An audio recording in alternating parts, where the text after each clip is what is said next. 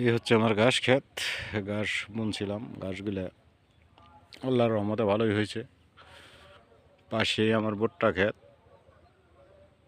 ভুট্টা ক্ষেতের বাদিগুলা আইছে খুব সুন্দর।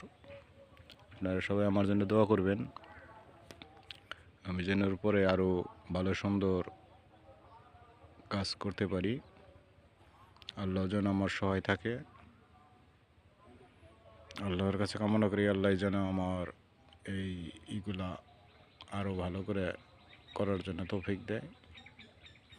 আর এর চেয়ে ভালো যদি কোনো পদ্ধতি আপনাদের মাঝে থাকে, আপনাদের কোনো লোকের মাধ্যমে থাকে, তাহলে আমাকে কমেন্টের মাধ্যমে আমারে জানাই দিবেন যে ভাই এই করলে ভালো হবে, এই প্রক্রিয়া করলে ভালো হবে। মানে আপনারা যে প্রক্রিয়া জানেন আমারে জানাবেন।